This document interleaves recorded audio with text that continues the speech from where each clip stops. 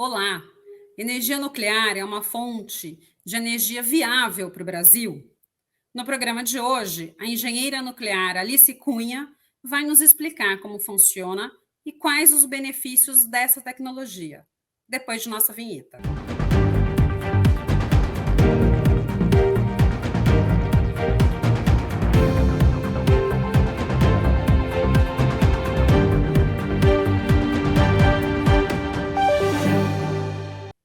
Olá, Alice! Tudo bom com você? Oi, tudo bom? E com você? Tudo jóia, é um prazer recebê-la aqui no nosso programa. Eu que agradeço o convite. Alice, antes da gente começar a conversar sobre esse tema, que ele é instigante, me fala um pouquinho aí da sua formação e da sua experiência profissional. Eu comecei a trabalhar no setor nuclear aos 17 anos, eu tinha uma formação em ciência da computação, técnica em informática, e trabalhei numa empresa nuclear. E aí me encantei, fiquei curiosa sobre a área e resolvi fazer engenharia nuclear.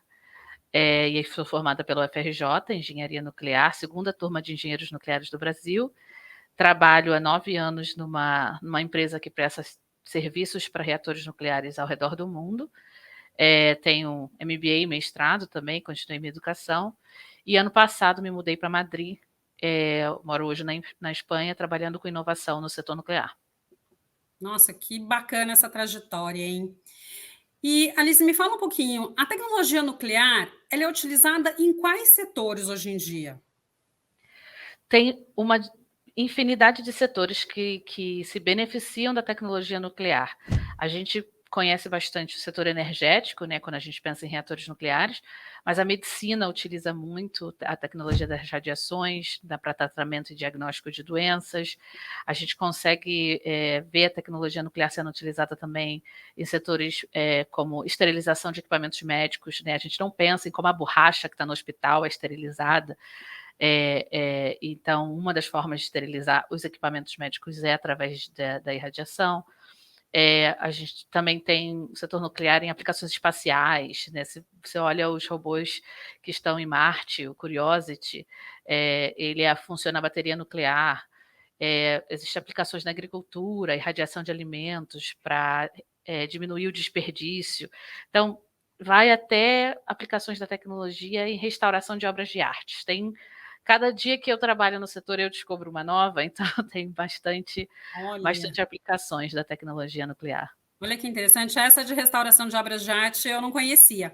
A utilização aí na área médica eu já sabia, né, um pouco desse avanço, e na verdade eu acho que é a maior utilização, se a gente parar para pensar.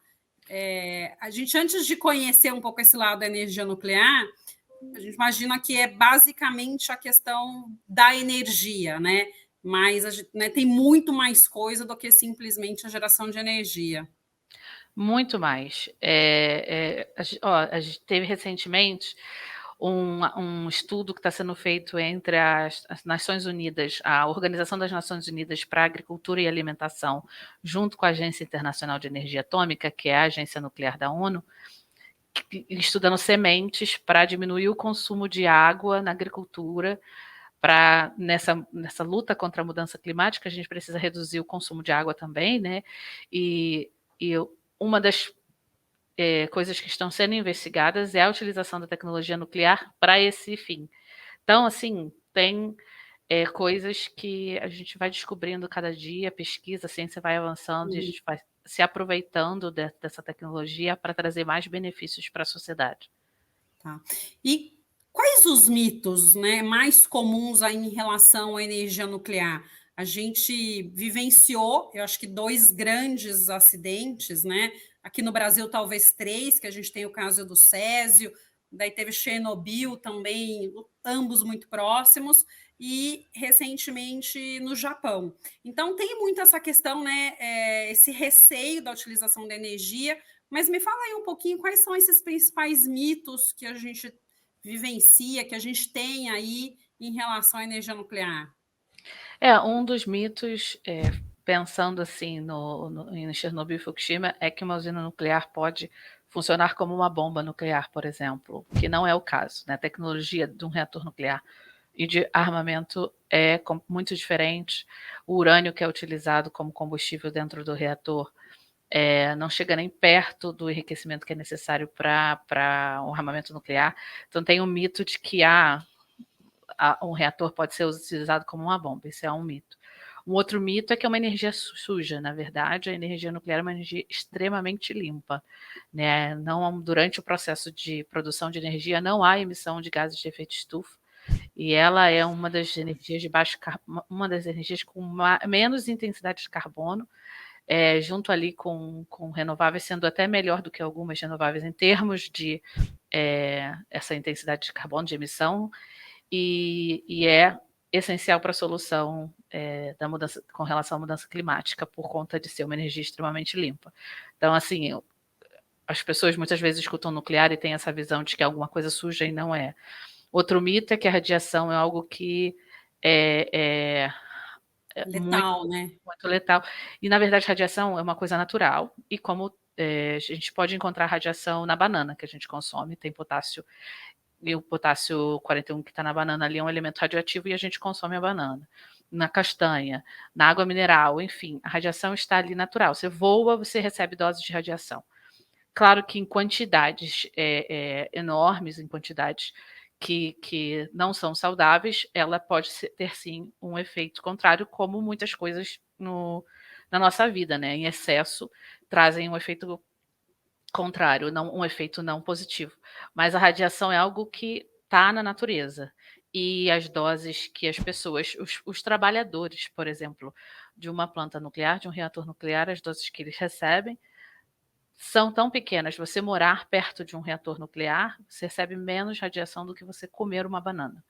Então, tem esse mito, né, em torno de como as pessoas são afetadas. Uma usina nuclear aqui no meu bairro, na minha cidade, quão radioativo isso vai ficar, e não funciona dessa forma.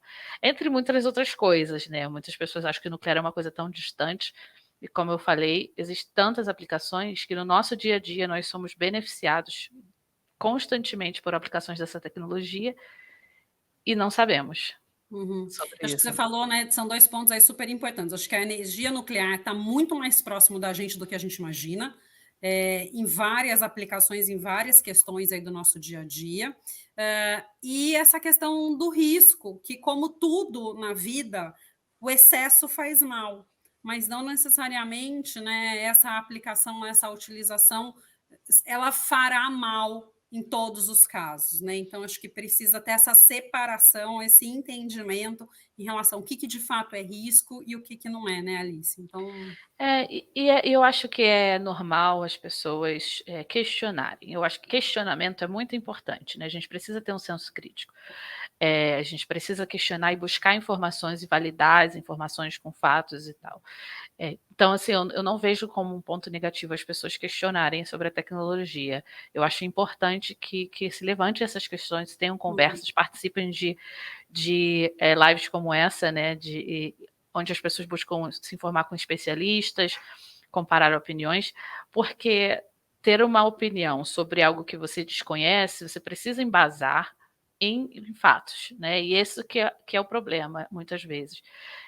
Eu vejo mais risco na falta de conhecimento, na falta de implementação da tecnologia por conta da falta de conhecimento, do que a tecnologia em si, porque eu, como profissional do setor, eu sei como funciona, eu estudei, eu trabalho em inovação para cada dia estar melhorando essa tecnologia, e aí ter uma opinião fechada sobre algo que você desconhece é muito arriscado, né? Então, por isso que eu ponto, eu acho que tem maior risco o desconhecimento.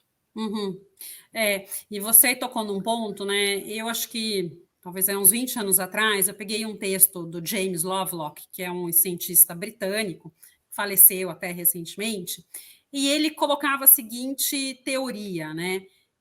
Que ele, assim, se o planeta Terra tivessem aí 50 anos ainda de existência, o ideal era que a gente parasse de queimar todo e qualquer combustível fóssil e só passasse a utilizar a energia nuclear se a gente quisesse manter as mesmas condições que a gente tem hoje de vida, né? Com essas mesmas comodidades que a gente tem, que tudo a gente acaba utilizando energia elétrica.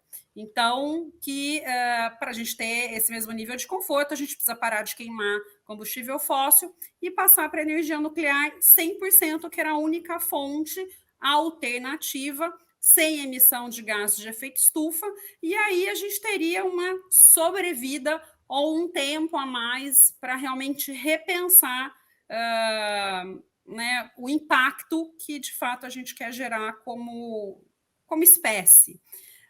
E eu lembro que quando eu li isso, né, há 20, um pouco mais de 20 anos atrás, eu lembro que eu fiquei chocada, porque eu falava assim, nossa, mas energia nuclear, será que realmente é a única solução, né? Será que é realmente uma solução viável? E daí eu te pergunto, então, né, Alice, o uso da energia nuclear como uma fonte alternativa, ela é realmente viável? E quando a gente fala daí de efeitos climáticos, qual a participação dessa fonte de energia em relação à emissão de gases de efeito estufa, né? James Lovelock, lá atrás, quando fez essa colocação, ou essa provocação, que é como ele dizia, ele estava correto? Então, ela não é só viável como essencial, quando você pensa exatamente nessa corrida que nós estamos atualmente, né, contra a mudança climática. Muitos países utilizam ela não como uma alternativa, como base. Se você olha a França, por exemplo, com mais de 50 reatores nucleares, tem cerca de 70% da sua produção é nuclear. E aí, enfim, a gente pode enumerar aqui diversos países que têm a energia nuclear como uma das bases. Então, assim, eu acredito na colaboração entre as diferentes fontes de energia limpa. A gente não pode esperar que o que funciona para o Brasil funcione para a Suécia, ou para a Noruega, ou para o Chile. A gente precisa entender que cada país tem suas características e a matriz tem que corresponder a isso. Outros países, como o Brasil, são abençoados de ter um potencial renovável assim, tão variada, tão né? variado.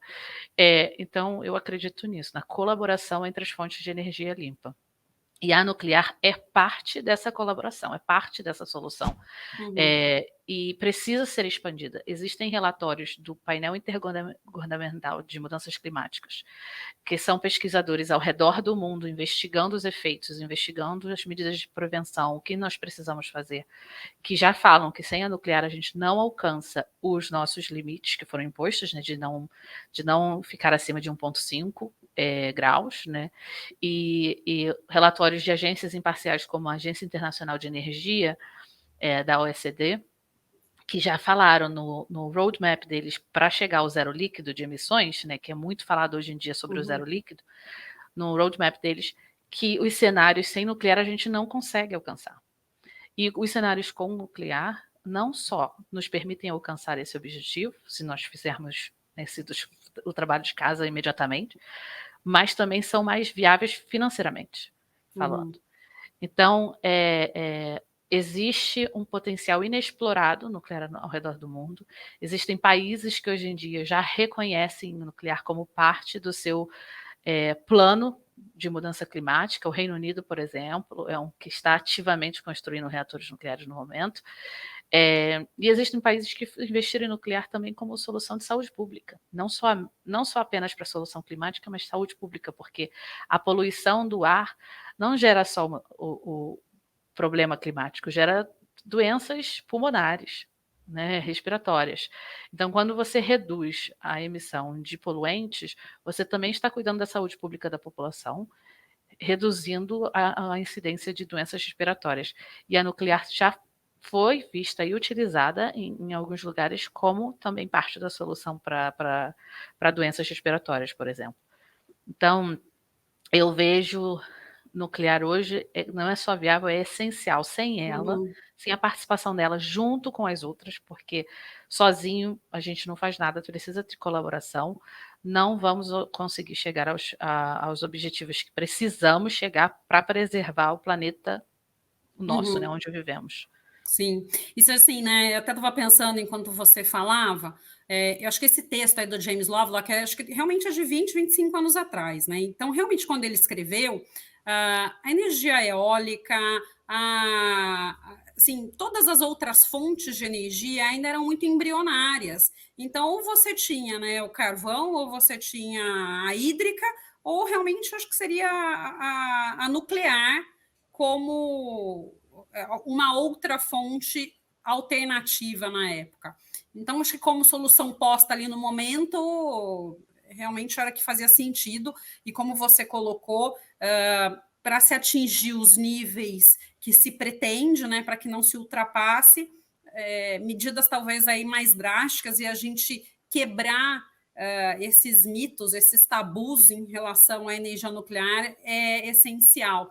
E a questão da aplicação para a saúde, né, para a questão da contenção dos poluentes, eu acho que é extremamente importante, porque investir em meio ambiente não é só investir em meio ambiente, mas é sim em saúde pública. A partir do momento que você melhora a qualidade do ar, principalmente nos grandes centros, você diminui a fila de atendimento de saúde pública. Há uns anos atrás eu estava lendo sobre uma pesquisa que foi feita e a gente se surpreende, porque às vezes não é só o problema respiratório, e principalmente, né, no inverno, para crianças e idosos. Não, você tem a questão do problema respiratório. Eu lembro que se falava na questão da calvície, que você aumenta o índice, né, de calvície, não só em homens, mas em mulheres também. A questão da possibilidade da fertilidade, né, tanto para homens quanto mulheres. Então, você tem aí inúmeras questões relacionadas à saúde que estão indiretamente relacionadas simplesmente pela poluição atmosférica, né? Sem falar em todas as outras poluições que a gente acaba enfrentando e que acabam alterando a relação que a gente sempre conheceu. E as pessoas começam a adoecer e não sabem o porquê que estão adoecendo. Então, a energia nuclear aí é realmente como uma melhora de qualidade de vida, né? Existe um estudo da NASA com uma universidade americana, se não me engano é de Colômbia, mas eu não tenho certeza, que investigou algumas décadas da utilização da tecnologia nuclear para a produção de energia nos Estados Unidos, no impacto na saúde.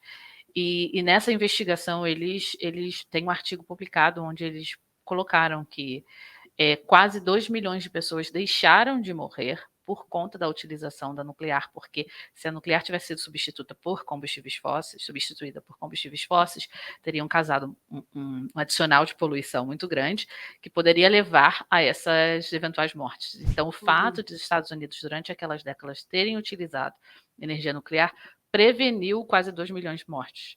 É muita coisa. É muita coisa. É muita coisa. E é o que você falou, assim, a gente tudo está conectado, né? O ser humano estar no planeta Terra causa impactos ambientais.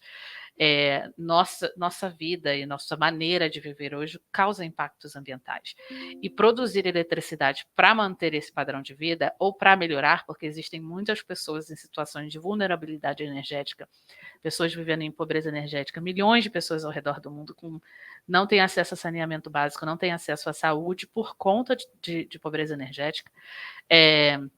Então, também tem esse fator humano que tem que ser levado em consideração, né, quando a gente está falando sobre a mudança climática. Por isso que se fala muito em transição justa, e não simplesmente transição justa, para levar em consideração essas pessoas. Então, como nós trazemos essas pessoas de fora dessa situação de pobreza energética, mantemos uma vida onde nós temos acesso à saúde, temos acesso à educação, temos acesso a conforto, enfim, ao mínimo, e que demanda energia, que demanda a produção de eletricidade, causando o mínimo de impacto possível para o meio ambiente. Não é uma solução única, como eu falei, para cada país. Por isso que eu acredito nessa colaboração, porque o que nós precisamos fazer, né? O que cada país precisa fazer dentro de montar a sua matriz é buscar o mínimo impacto possível, ainda sendo viável e trazendo o mínimo de qualidade de vida para a população. Então, sem a nuclear, nada disso acontece. É muito, muito complicado. Assim, pensando na proteção do planeta, né, nos limites que a gente precisa. Sim. Então, é uma solução complexa. E a gente precisa utilizar de todas armas que temos nas mãos, né, de todas as cartas na manga. E Uhum. ter uma fonte como a nuclear, que é limpa e altamente densa, a gente fala de densidade energética, porque ela produz uma quantidade de energia muito grande em um espaço muito pequeno. Uma pastilha de urânio de 7 gramas produz basicamente a mesma quantidade de energia que 1 tonelada de carvão. Então ela tem uma densidade energética grande, Uhum. que permite reduzir muito os impactos que qualquer produção de energia traz para o meio ambiente. Uhum. Não, perfeito. E Alice, né, a gente está, né, você já fez aí alguns comentários, algumas colocações. O risco da utilização da energia nuclear como uma fonte de geração de energia, ele acho que é pequeno de um modo geral, né? Mas eu queria que você daí pudesse detalhar um pouco mais, até para a gente ter um pouco melhor essa compreensão. Quais de fato são os riscos, né, dessa utilização do nuclear como uma fonte de energia, né, de energia, e esses riscos, eles justificam essa posição que a gente vê na maioria das pessoas da não aceitação dessa fonte de energia, né, dentro de uma matriz? Como eu falei, eu acho que o risco maior é a não aceitação, né, e deixar de utilizar por conta disso. E aí eu posso enumerar a opinião das pessoas com relação aos que são os riscos. Tem gente e como eu falei, o questionamento é importante, questiona a mineração, que é a parte inicial para retirar o urânio, né. Como para fazer painéis solares também precisa fazer mineração dos minerais para a confecção dos painéis solares, então, assim, a mineração precisa ser altamente regulada, precisa ser estudados os impactos ambientais, precisa ser, fiscalizada, e tudo isso no Brasil tem procedimentos para ser feito, tem duplamente Uhum, fiscalizada pelo IBAMA e pela órgão, regulador nuclear, eh, e tem que ser feito da maneira correta. E aí por isso que nós falamos que o setor nuclear é extremamente regulado, altamente regulado, para garantir que realmente tudo está sendo feito da maneira correta e a tecnologia está sendo implementada como tem que ser implementada. Aí tem muitas pessoas também questionam o risco de acidentes, como principalmente se o primeiro contato que elas tiveram com a informação sobre o nuclear foi vendo uma notícia sobre Fukushima, que aconteceu, o que 12 anos atrás. É, então, aí tem organismos reguladores também, tem os reatores nucleares, quando a gente faz né, desenvolve o modelo do reator nuclear, eles são pensados já com medidas de segurança, eles são pensados já, e se isso acontecer, o sistema vai fazer isso e isso. Então, já tem o que a gente chama de acidentes de base de projeto, que na base do projeto já leva em consideração acidentes, para que o reator já consiga sobreviver àqueles acidentes, e uhum, isso faz com que a gente tenha um adicional de segurança absurdo. Tem uma estatística que mostra, né, potencial de periculosidade das diferentes fontes de energia, alguma coisa assim. E a nuclear é a mais segura nessa estatística. Eu tenho que até encontrar o gráfico que eu tinha salvo, e eu mudei de computador, perdi, mas que mostra o nível de segurança da uhum, nuclear. As pessoas também têm muita preocupação com o risco do rejeito radioativo, né? O que vai fazer com o combustível depois que ele for utilizado? E realmente, por muitos países optam por armazenar aquilo por muitos anos, né? É um tempo grande. Mas existem novas tecnologias e existem países que reciclam. A França, por exemplo, recicla o combustível utilizado, faz ele ser viável para ser utilizado como combustível novamente e coloca de volta dentro dos reatores nucleares. Existem diferentes maneiras de armazenamento, além de que é um resíduo muito pequeno, muito pequeno. Se toda a energia, e isso foi uma pesquisa que foi feita nos Estados Unidos, que tem um consumo de energia muito maior do que o nosso, né? Se toda a energia de uma pessoa que fosse só nuclear, seria menos do que uma latinha de Coca-Cola, uhum, é, da eletricidade da vida toda, utilizada, energia utilizada a vida toda. E isso levando em consideração que não é só nuclear, né? A gente utiliza outras fontes de uhum, energia. além de, eu brinco que, né, que o resíduo tem CPF, endereço, é extremamente seguro armazenado. Eu tenho diversos amigos que já visitaram repositórios. Você entra, passeia por ali, faz uma visita técnica. Eu não visitei os depositórios finais, mas já fui em repositórios temporários. O Brasil mesmo tem um repositório temporário para os combustíveis utilizados nos reatores, que foi construído ali mesmo em Angra dos Reis, até o projeto Centena ser concluído, que é um projeto. O projeto Centena no Brasil é o projeto do repositório final dos rejeitos, que está em desenvolvimento, esse projeto. Então, assim, esse é outro risco que é muito perguntado, com justificativa, é importante as pessoas questionarem, mas que existem não apenas novas tecnologias que reduzem o rejeito, que utilizam ele como combustível, como também um armazenamento seguro, que já é conhecido e feito ao redor do mundo. Então, não é uma coisa que é completamente nova, que ninguém sabe o que fazer. E esse é um dos mitos. Ninguém sabe o que fazer com rejeito. Não, a gente sabe. Tá. E assim, né, você mencionou, Fukushima, eu acho que foi o azar do azar, né? Porque além do terremoto, não foi pelo terremoto o problema do acidente, foi pelo tsunami depois, né? Foi pela água que veio. E Chernobyl teve a questão da falha humana, mas eu acho que muito desconhecimento.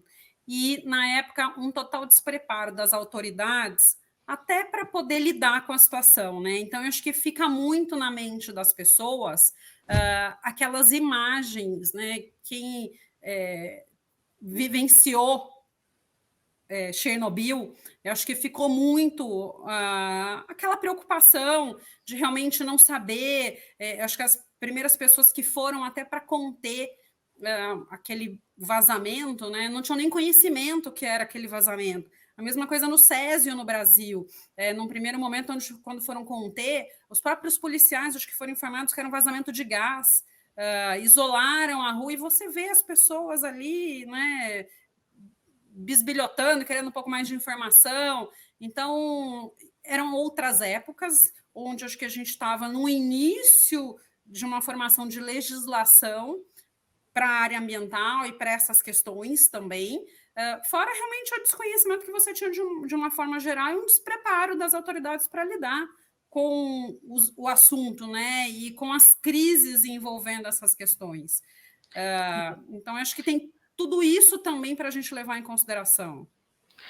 Chernobyl é um caso à parte, porque foi na época da União Soviética e era geopoliticamente completamente fechada a comunicação com o mundo, né? Além disso, era um tipo de reator diferente, que não tinha alguns dos que a gente chama de barreiras de segurança, que não tinha algumas das barreiras de segurança que os reatores que nós temos hoje, apesar de terem sido construídos em 1980, alguma coisa assim, tem essas barreiras de segurança. Os reatores ali em Chernobyl não tinham. Algumas dessas, né? Não vou dizer que não tinham todas, algumas dessas eles não tinham, mas que são barreiras adicionais que impedem a liberação de radiação no meio ambiente. E acho que foi Tcherbakov que falou, eu posso estar falando o nome errado, que um dos motivos da queda da União Soviética foi o acidente de Chernobyl, porque a necessidade de comunicação com o resto do mundo foi clara ali naquele momento. Além disso, uma das coisas que o setor aprendeu depois foi o que a gente chama de cultura de segurança nuclear, onde qualquer pessoa, qualquer funcionário, seja na planta, seja fora da planta, tem autoridade de levantar um questionamento de segurança.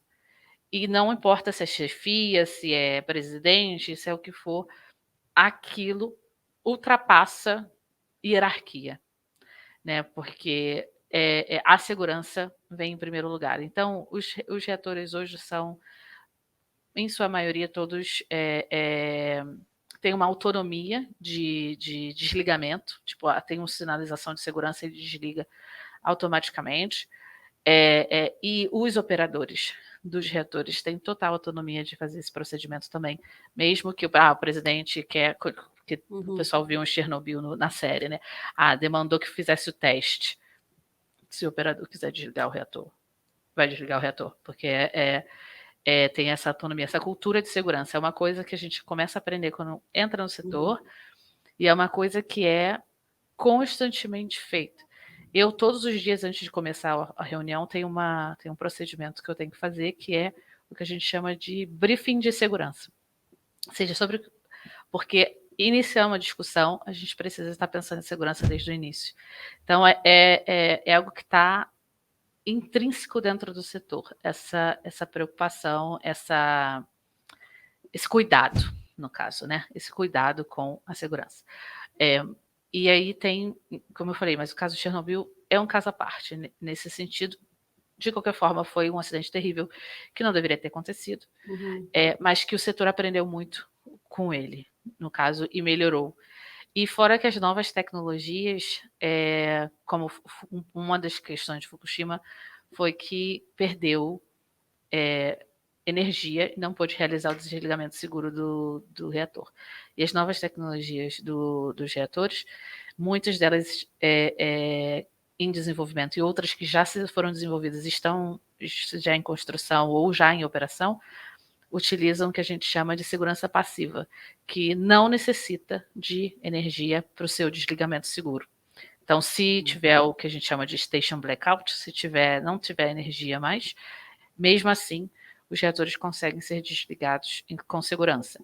E todos os órgãos reguladores ao redor do mundo, no pós-Fukushima, fizeram análises dos seus reatores e ou validaram que o que aconteceu já era coberto pelos procedimentos de segurança, ou implementaram medidas novas para acrescentar mais segurança após o que foi aprendido em Fukushima. É um dos poucos, se não o único setor que aprende dessa forma ao redor do mundo, o que torna um dos setores mais seguros. Sim. Eu acho que, assim, até fazendo uma retrospectiva, né, das questões ambientais, eu acho que o direito ambiental e as atividades industriais aprendem muito com essas fatalidades, né? Com, eventualmente, aí, alguns erros ou com alguns acidentes que acabam acontecendo, e eu acho que essa questão envolvendo a energia nuclear é a mais emblemática, até pela proporção que a gente tem, né?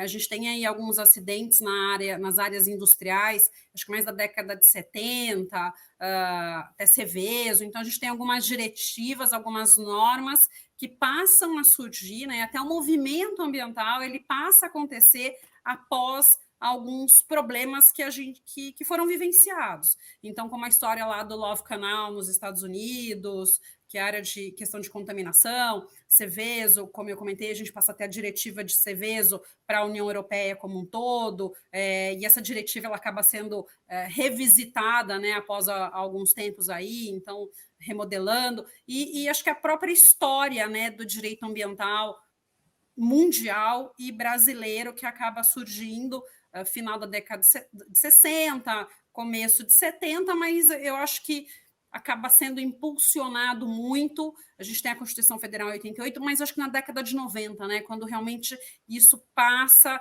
as pessoas começam a considerar isso como essencial, né? Como, não vou falar como um problema, mas como algo realmente a ser enfrentado.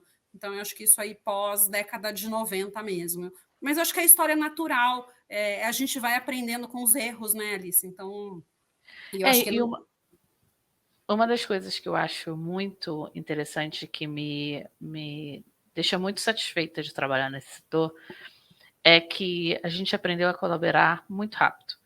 Então, não é um setor que mantém segredos um dos outros, assim, especialmente quando se fala de operação de reatores. Se acontecer, não estou falando de acidente, mas se tiver uma experiência com relação a alguma coisa num reator na Eslovênia, no Brasil a gente vai ficar sabendo e vai compartilhar lições aprendidas, como melhorar a eficiência de operação, como aprender com aquilo. Existe uma diversidade de organismos internacionais que criam esses links entre os distintos reatores ao redor do mundo. Então, é um setor que se comunica internamente muito. O que a gente precisa fazer melhor é se comunicar externamente para que as pessoas tenham ciência de tudo isso.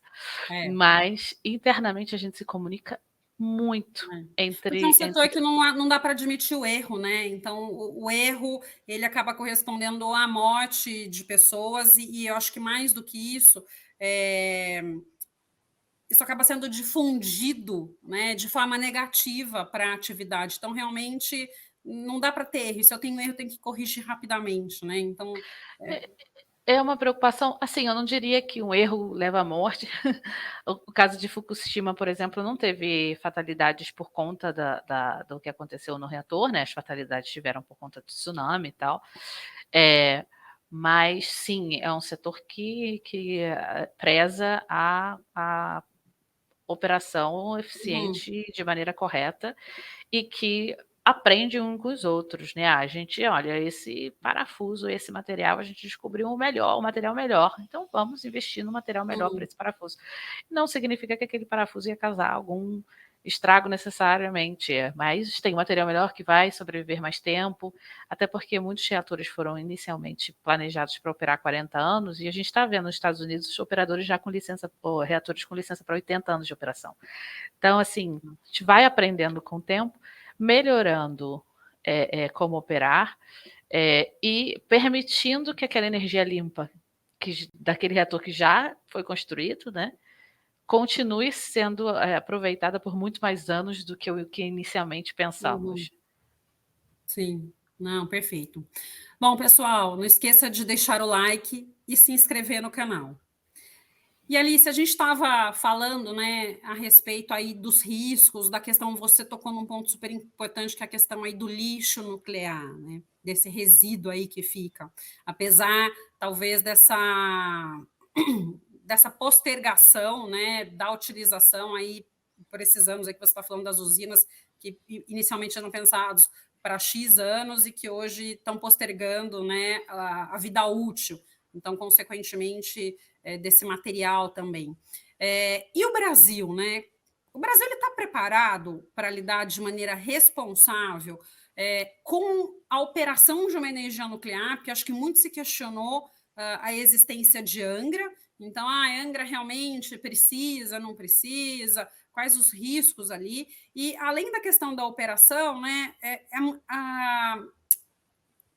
a destinação desse resíduo. Como que você vê essa questão, né, do Brasil em relação à energia nuclear?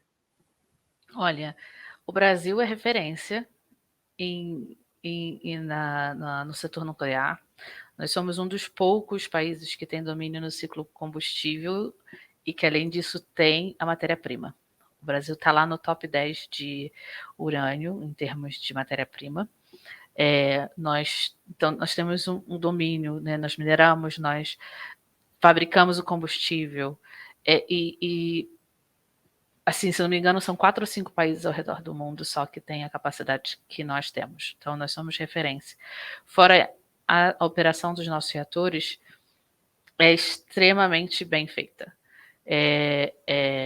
Já batemos recordes de produção de energia com nossas usinas. Tem uma expertise que tem funcionários do setor nuclear brasileiro que são convocados para missões em outros países para ajudar como outro país precisa começar o seu setor nuclear.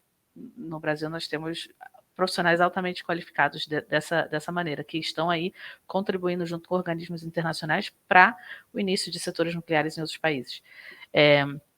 Então, em termos de potencial brasileiro, nós temos, né? A gente tem um potencial de expansão muito grande também, não só pela quantidade de matéria-prima que nós temos, mas também pela necessidade do Brasil de expansão energética, de expandir o uso da tecnologia nuclear. E hoje, quando a gente fala sobre rejeito, é importante separar um pouco, porque as pessoas colocam rejeito dentro de uma caixa só. Existem diferentes tipos de rejeito dentro do processo nuclear, e o que leva mais tempo, que precisa ser armazenado e tal, é o rejeito que a gente chama de altamente radioativo. Esse é o combustível usado. Os outros, nós já temos local final, local de armazenamento, tudo. O combustível usado no Brasil, nós já temos um armazenamento temporário, que está ali em Angra, como eu mencionei antes, que foi desenvolvido nos últimos anos para liberar espaço das piscinas de combustíveis, porque enquanto a operação do reator tá acontecendo, eles são deixados dentro da piscina, dentro do reator. E existe o projeto Centena, que é o projeto que está sendo desenvolvido para o repositório final de rejeitos. E a outra parte da área nuclear que é extremamente colaborativa. Então, a Finlândia está fazendo repositório, outros países também estão estudando ou desenvolvendo ou tendo repositórios de rejeitos, e todos se comunicam.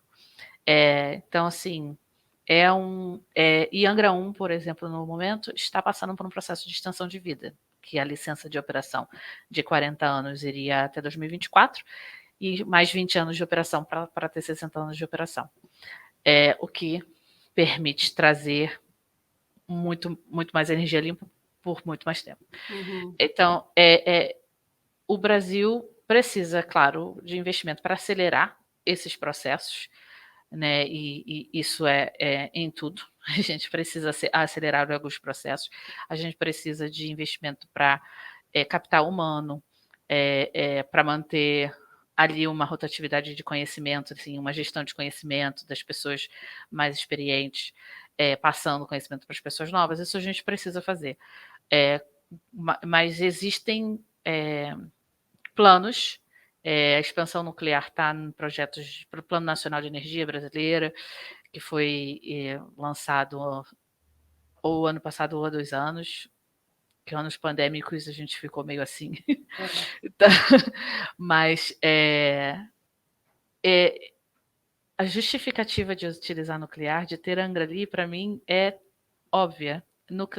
Angra, só 2 reatores, a gente só tem 2 reatores em operação hoje. E eles são responsáveis por 40% da energia do Rio de Janeiro. Se você pensar na época do apagão, anos e anos atrás, e o impacto que teve em determinados locais que estavam sendo abastecidos pelo reator nuclear, e a estabilidade energética que aquilo traz, que aquele reator ali traz, se justifica aquilo muito fácil, né? Além é um espaço muito pequeno para uma produção massiva de energia que contribui pelo polo industrial do Brasil, né? Você pensa que está ali perto de São Paulo, Rio de Janeiro, Minas Gerais, está bem ali, em um dos grandes centros de consumo. Isso é uma outras vantagens do nuclear, né? A gente pensa hidrelétrica de reservatório, que são muito afastadas de centros de consumo, e que precisa de uma grande rede de transmissão para poder trazer toda aquela energia, e tem perdas de eficiência.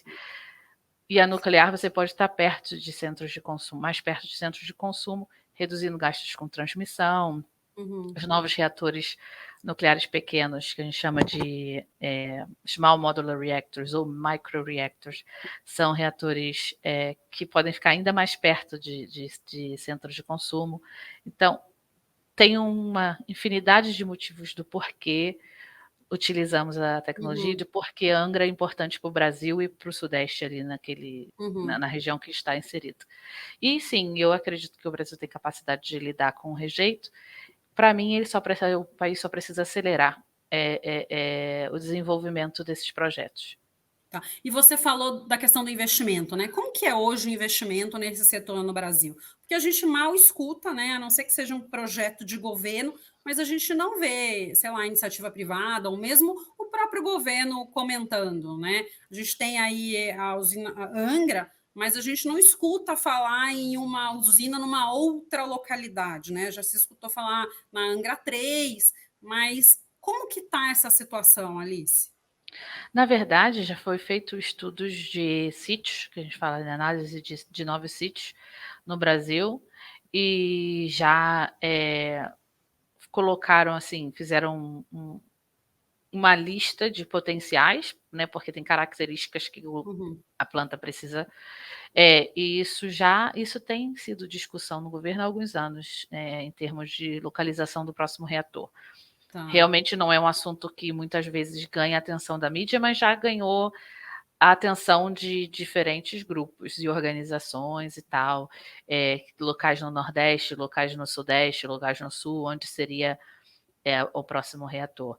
Angra 3 teve a retomada da construção mais recentemente, e a questão no Brasil é que o nuclear é um programa de governo. Na Constituição brasileira está escrito que a operação de reatores nucleares é do governo.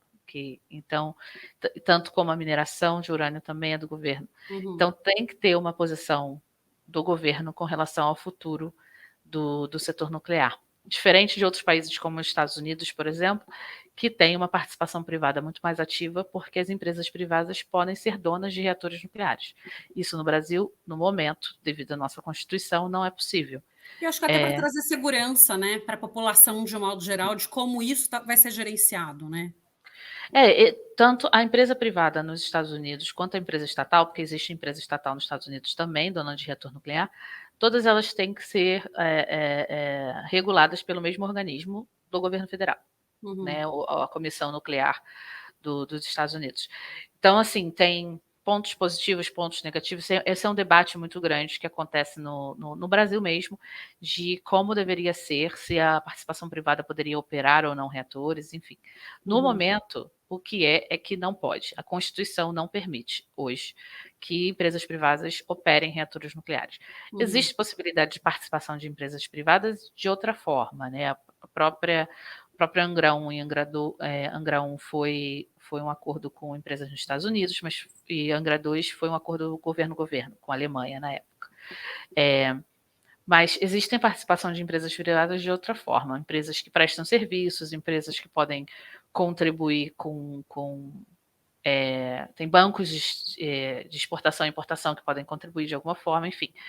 Mas eu acho que acaba ficando assim muito claro quando a gente menciona a Constituição, porque isso é uma decisão governamental. Então, se o governo brasileiro falar, eu vou construir um reator, e aí tem que ir para frente, tem aprovação de local por comissões, o Congresso, enfim, tem todo o procedimento.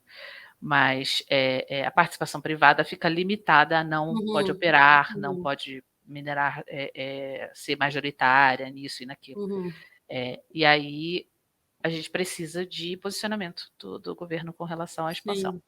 E assim, faz muito mais sentido a gente falar numa expansão de uma energia nuclear para outras usinas, inclusive, do que a reativação de algumas usinas a carvão, como a gente tem visto, né, ao longo aí de alguns períodos, por conta, você até mencionou da questão do apagão, mas a gente em outros períodos já teve isso, que até interfere, né, na bandeira tarifária, né, por conta aí de uma falha do sistema, ou que seja pela transmissão, que seja pela abundância de chuvas, pelo que quer que seja, mas que gera impacto em vários sentidos, né? Gera impacto ambiental, gera impacto no bolso das pessoas. Então, realmente, isso daí tem que ser repensado, né? Tem que ser feito um planejamento proativo, né? Sim. Porque realmente um projeto nuclear não é algo que é concluído em um ano. Não, é longo prazo, né? É algo que é um longo prazo maior, e é isso. Termoelétricas a carvão são mais rápidas em termos do processo de construção, né, por assim dizer. Mas se você pensa no potencial, na segurança, na estabilidade, e no impacto climático, você precisa ser proativo nessas soluções, e nuclear precisa de proatividade. Existem sim novas tecnologias que são mais rápidas de construir, existem reatores novos que estão sendo desenvolvidos, outros que estão já em protótipo, que são mais rápidos e têm um custo de construção bem menor, mas de qualquer forma tem todo um marco regulatório que traz a segurança do setor, que precisa de proatividade, de licenciamento, enfim. Sim. Alice, depois, assim, curiosidade, tá? Depois, eu sei que o processo de licenciamento é algo super demorado, que não dá muito para a gente prever quanto tempo demora, mas a partir do momento que a empresa, né, que o governo teria licença, autorização de fato para começar a construção, até a usina ela está apta a iniciar a geração de energia, quanto tempo demora?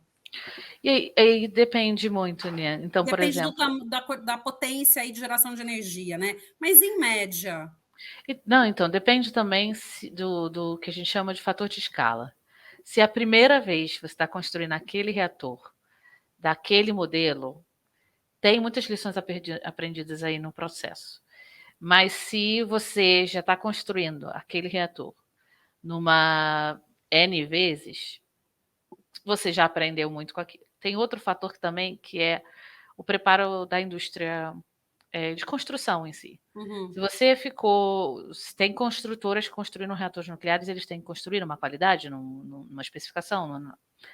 Se o mercado ficou parado 30 anos, como você manteve essa qualidade por 30 anos de construir?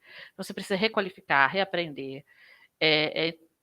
Toda a cadeia de suprimento precisa estar preparada, porque por 30 anos não teve, e eles precisavam sobreviver, foram para outros mercados, ou, enfim, investiram, ou aquela empresa não existe mais, outra empresa.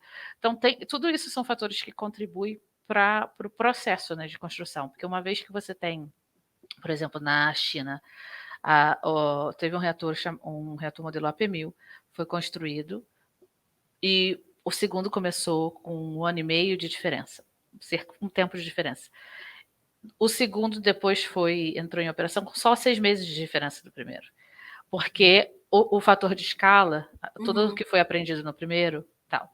Em geral, as novas tecnologias estão levando em consideração o tempo de construção do primeiro concreto ao o reator concluído, levando em consideração os 4 anos devido à construção modular de grandes reatores de potência. Porém, nos Estados Unidos, recentemente, o primeiro reator sendo construído depois de 30 anos, levou 7. Então, assim, é aquilo, tem fatores diferentes. O processo de licenciamento é outro também. Se você está licenciando um novo reator pela primeira vez em não sei quantos anos, se você tem uma força de trabalho pequena, porque não houve concurso público no Brasil, por exemplo, para contratar mais pessoal, tudo isso impacta o tempo. E não é.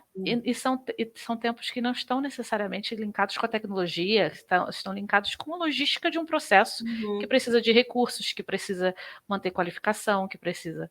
Então, é difícil prever quanto tempo levaria um novo reator no Brasil hoje. No meu caso, eu acho difícil eu fazer essa previsão, mas são fatores que quando eu falo, não tem a ver com a tecnologia nuclear demora. Se você não tem pessoal suficiente dentro de um órgão para rever isso em 3 anos, eles vão levar 4, 5. Se você não tem uma indústria que estava movimentada nas últimas décadas, você precisa requalificar o pessoal, você vai levar um tempo para requalificar esse pessoal. Então, esses são fatores que precisam ser levados em consideração. Tá, não, perfeito. E Alice, você participou da COP, né, tanto a 26 quanto a 27, como uma defensora aí do uso da energia nuclear. Qual foi a repercussão desse assunto nessas 2 COPs e qual foi o posicionamento do Brasil? Historicamente, nuclear não é muito mencionado dentro da COP. A gente vê, e é um dos motivos que nós estávamos como voluntária, lá defendendo o uso dessa tecnologia. Na COP26, nós estávamos no Reino Unido, então o Reino Unido tem nuclear como parte dessa solução climática, então teve uma menção um pouco mais tímida, porque eles tinham era uma COP que estava acontecendo depois de um ano de pandemia, que não pôde acontecer.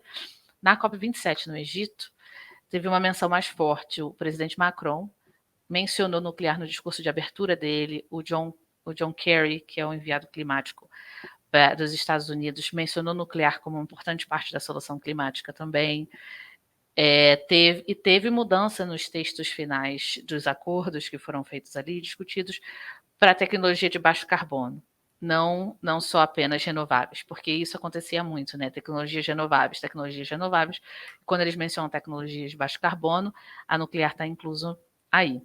Então, na COP27, a gente viu esse movimento um pouco mais forte, né, em relação às anteriores. Mas é um trabalho que precisa continuar acontecendo, porque ainda, apesar de hoje ter uma aliança de mais de 10 países na Europa, demandando a União Europeia para a inclusão do nuclear, para a importância do nuclear.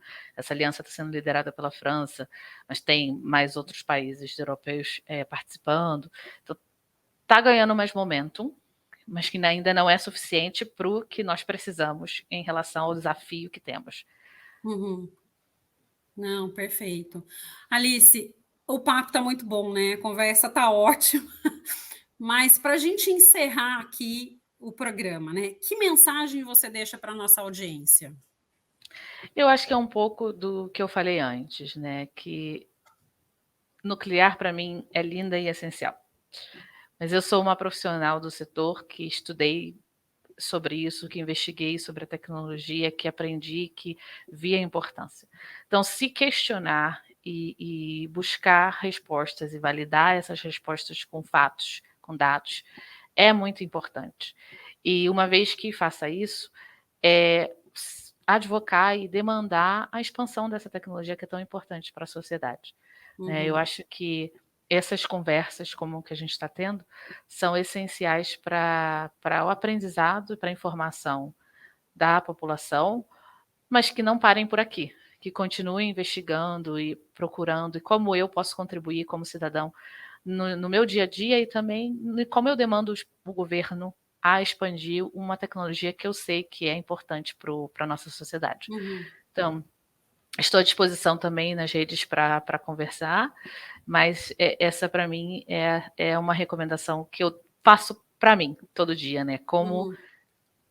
estar em constante aprendizado e validar as opiniões, sabe? Não formar uma opinião sobre um assunto que eu desconheço, mas investigar e buscar conversar, buscar informação, buscar dados, para Sim, realmente ter uma opinião embasada em sim. fatos reais.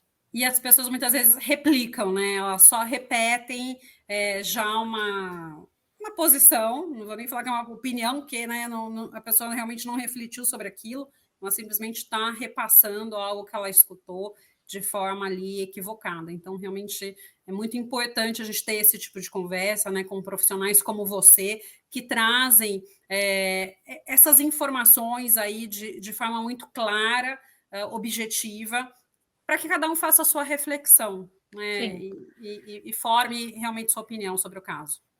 sim, se questionar é saudável, Uhum, né? Aceitar as coisas da maneira que vem não é saudável. Mas uma vez que você escuta uma informação, se questiona, busca dados, busca validar aqueles dados, e aí uhum, sim forma uma opinião. Porque, porque nós do setor precisamos sim fazer um trabalho melhor de comunicação, é, é, mas nós também muitas vezes precisamos que as pessoas nos busquem com as suas dúvidas. Quais suas dúvidas, quais os seus medos, uhum, que são super válidos, e a gente pode conversar sobre eles uma vez que nos buscarem e uma vez que também nós aprendemos a nos comunicar melhor uhum. nesse ponto. Tem que fazer o meia-culpa, né? Que por muito tempo, hoje o setor está se comunicando muito melhor, mas por muito tempo Sim. não o fez. Né? Então, esse diálogo precisa acontecer. Né? Uhum, E o aprendizado que o diálogo traz de ambos os lados. uhum. Não, Alice, muito bacana. Te agradeço aí, né, imensamente pela sua participação no programa no dia de hoje. Não, eu que agradeço o convite e estou à disposição. Tá ótimo. Bom, no programa de hoje eu conversei com a engenheira nuclear Alice Cunha. Muito obrigada a você que nos prestigiou até aqui. Deixe seu like, se inscreva em nosso canal e nos vemos na próxima semana.